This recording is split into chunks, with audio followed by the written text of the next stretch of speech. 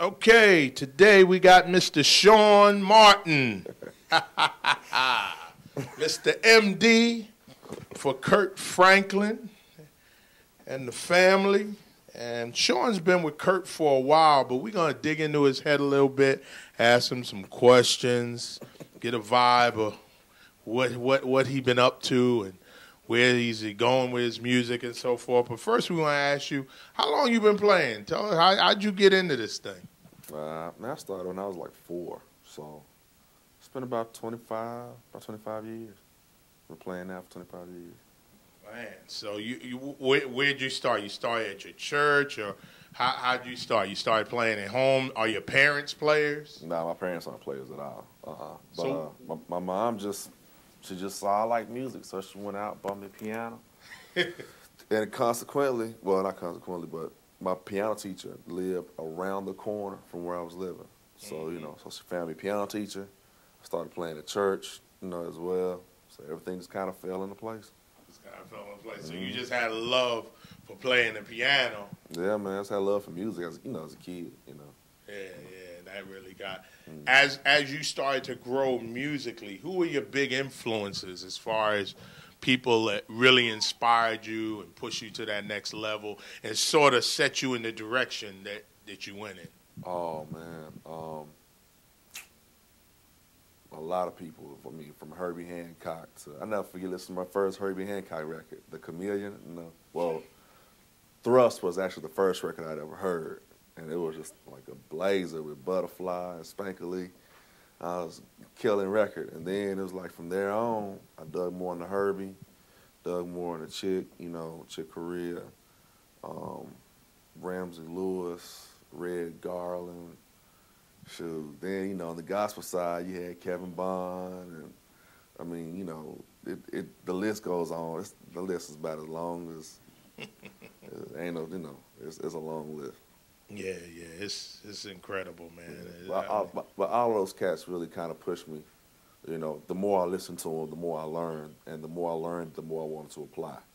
So it all kind of kept pushing me, to the next level.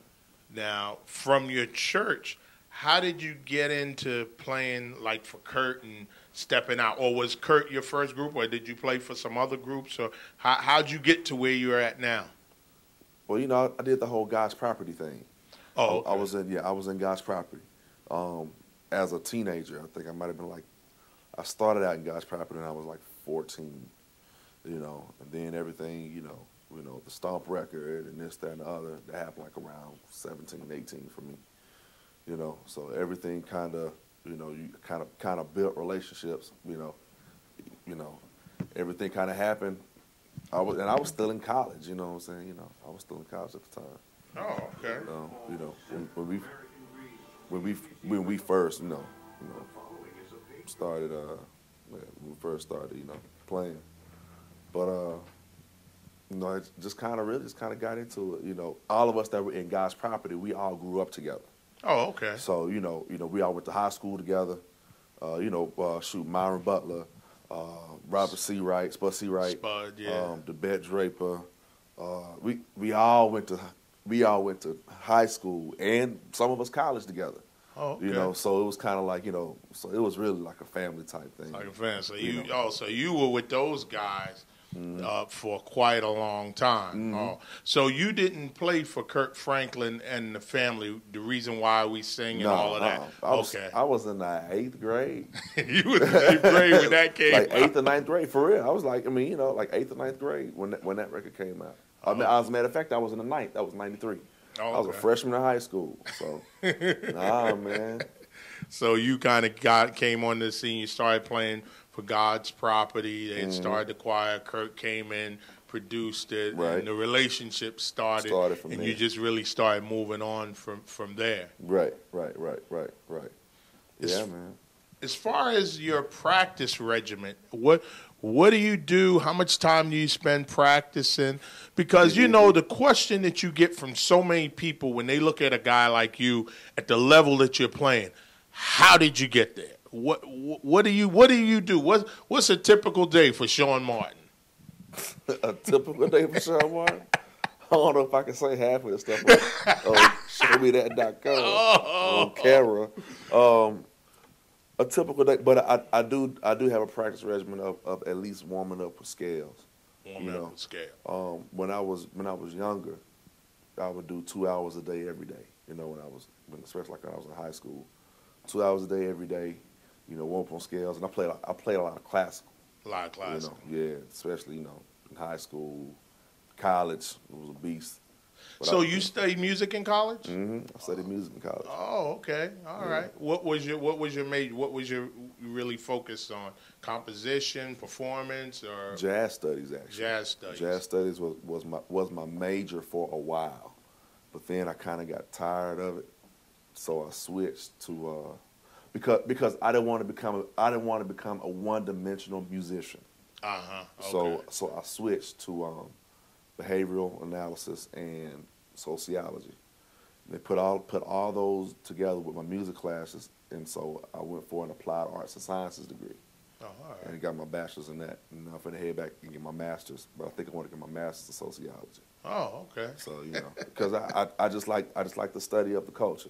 Yeah. Like studying studying our people, especially like urban sociology. I love studying that. Oh, all right.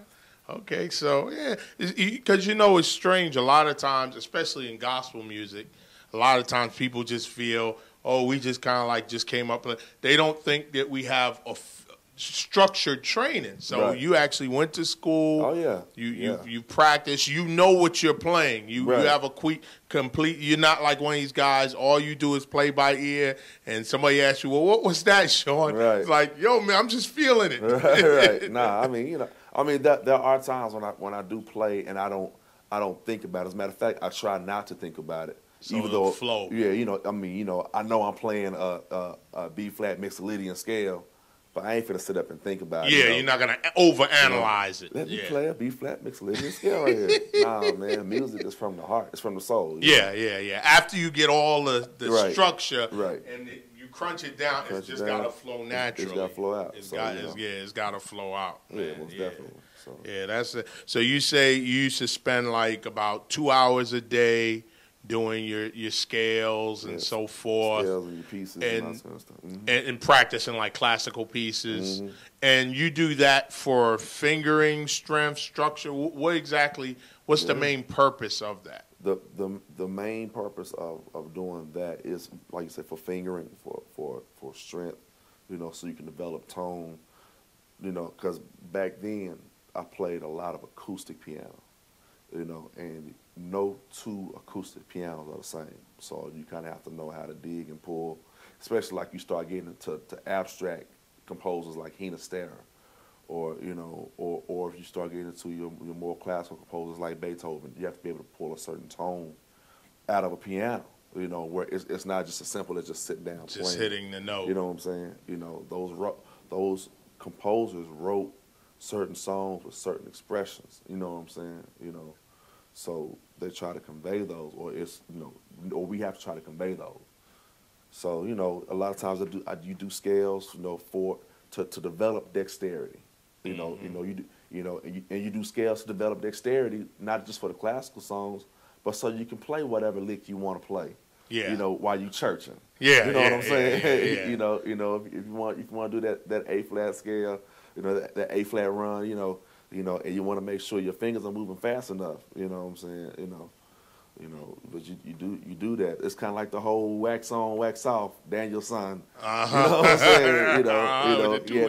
It's like you do the scales, and you do them slow. You put your metronome on. You do your quarter notes, your eighth notes, your sixteenths, and your triplets. And the next thing you know, when it comes time to play, it's all there. Your hands know where to go. Your fingers know what to do. Now, after as you were going through your schooling and everything and all that, who really honed your direction as far as that you were listening to, as far as your approach to the instrument? My piano teacher. Your piano teacher. Yeah. And what's funny is my piano teacher was probably one of the coldest, soulfulest, shortest white ladies I've ever known before in my entire life. I lied to you. She was like 4'11". I think when she passed, but when she passed, she was like 80 or close to 80. Close to 80. You know, but she's one of the best. I'm talking about could stride piano you to death. Oh my God. Man, this woman would sit. She would back in like the early 1900s because she was like old as dirt, but she would like actually sub for Duke Ellington. Oh my with his band. Yeah. Oh yeah. Yeah, she would actually sub for Duke Ellington. Like she showed me letters where Duke would be like, hey, I got to be out by so and so. Can you sub for me?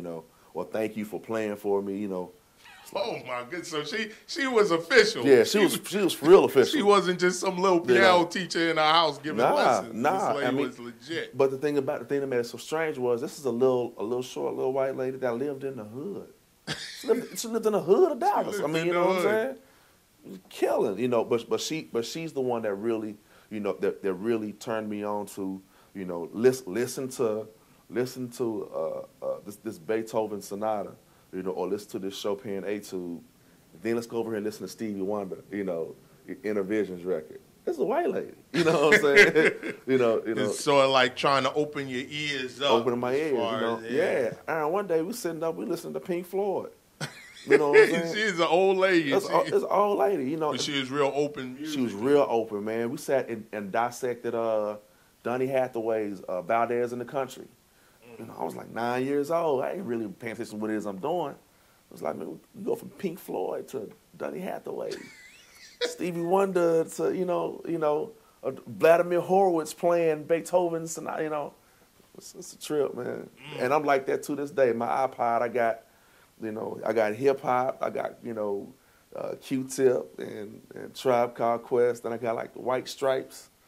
Then I got Vladimir Horowitz. Then I got, like Captain and Tennille. Just open yourself up. Really up. Keeping your ears open. So, like you back to what you said, you don't want to be one dimensional. Nah, man. Because you never know. The phone can ring tomorrow. And you never know who it's going to, you know what I'm saying? Keeping your options open. Yeah. And it just brings about a whole nother level of creativity. That's the one thing about school is that school actually, and I'm not saying this to discredit anybody from going to school, but school can sometimes hinder your creativity because you have a certain structured time period. You know what I'm saying? I mean, you have to get XYZ done by XYZ time. You know what I'm saying?